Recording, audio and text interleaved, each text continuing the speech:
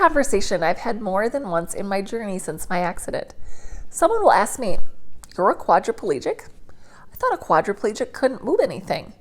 And this leads into a discussion about what it really means to be a quadriplegic.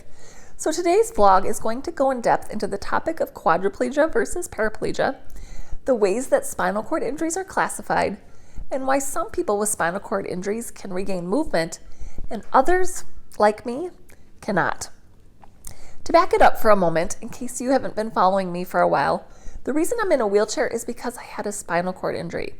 When I was 16 years old, I fell 16 feet through an open trap door during a rehearsal for my high school's production of The Wizard of Oz.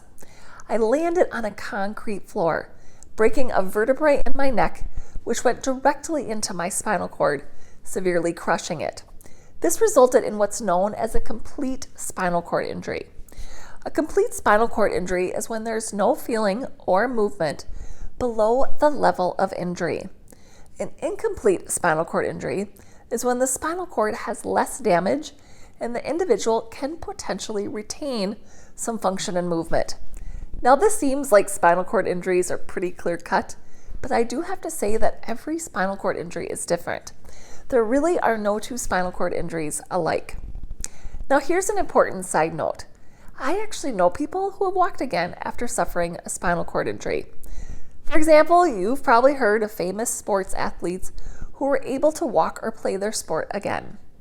While I'm happy to hear about people who are able to regain movement, sometimes there are movies or books that portray these people as superhuman. It makes those of us who have not recovered from our injuries appear lazy or weak. I've actually had people make comments to me comparing to others who have broken their necks and been able to walk again. And it's actually quite hurtful because it really comes down to how severe their spinal cord injury was to begin with. It's not a mind over matter thing. When you have a complete injury, there's no option. It physically isn't possible to recover full movement when you've severely damaged your spinal cord. So just know that the reason that some of these people are able to walk again isn't because they're stronger or more resilient than us of those who are still paralyzed. It all depends on the amount of spinal cord damage on whether or not someone can walk or regain movement. So back to complete versus incomplete spinal cord injuries. I just have to mention that things have changed a lot in the medical community regarding how spinal cord injuries are classified, especially since my accident.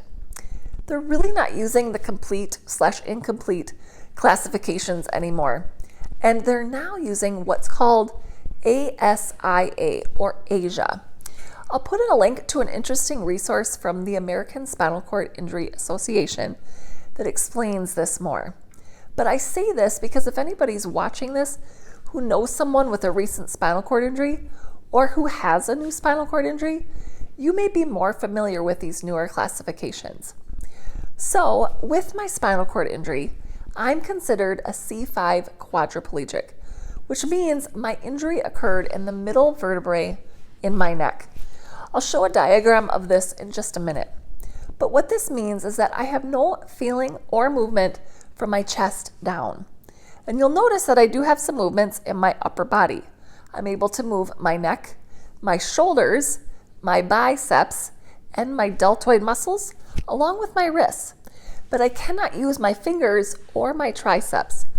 Now, just a side note about my wrist. Wrist movement is actually level of C6. So I'm actually not supposed to have this movement, but because it is close to my spinal cord damage, they still consider me a complete injury. By the way, I'm often asked why my hands look like this, so I'll link a video that explains my hands in the caption. So, because I still have paralysis in all four limbs, I'm considered a quadriplegic. Many in the medical field will now call my level of injury tetraplegia, but I've noticed that quadriplegia is still more commonly used and recognized. To use an easy comparison, my friend Ashley Lomball is a paraplegic, which means she has paralysis in two limbs, her legs.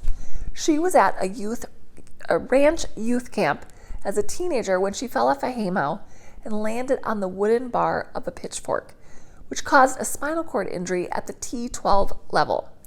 Her spinal cord injury is also complete, meaning she will not be able to regain movement. But because her paralysis only affects her legs, she's a paraplegic, not a quadriplegic. The simplest way to understand these different levels of injury is to look at this picture of the spine, which I'll have up on the screen here. This illustrates how the higher the injury occurs on the spine, the more widespread the paralysis tends to be in the body.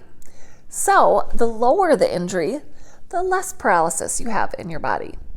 The spinal cord injury causing the most paralysis would be a C1 spinal cord injury. That's the highest vertebrae in the neck. If you've ever heard of the famous actor or activist Christopher Reeves, this is the type of injury he had. He was paralyzed from the neck down, but was still able to continue a life of great influence. You can see that my injury, C5, is pretty high up on the spine, which makes sense considering I have paralysis in all 4 limbs. My friend Ashley has a T12 injury, which is lower on the spine, so her paralysis is from the waist down. Now, my friend Ashley has visited a couple times, and each time, 1 if not 2 caregivers would say to me, "Why does Ashley not need caregivers? Why can she do everything herself?" Like I was being lazy, and I was like, okay, anatomy time. Here's my break. Here's Ashley's break. So Ashley's only paralyzed from the waist down, and I'm paralyzed from the chest down, including my hand function. I broke my neck, and Ashley broke her back. Those are 2 very different spinal cord injuries. Referring to that diagram, you can see all the levels in between that indicate the muscles and movements that she has, and I don't. Because I don't have a lot of strength in my arms, I need to use a power wheelchair, while Ashley can use a manual wheelchair. Ashley and I joke about this all the time, saying that I must be the lazy one, and she's the one who works so hard. We definitely have a good laugh about that. So I hope this video helped you understand more about spinal cord injuries. Please leave your questions and comments below, and be sure to check out the related videos that I'm linking in the caption. See you next time.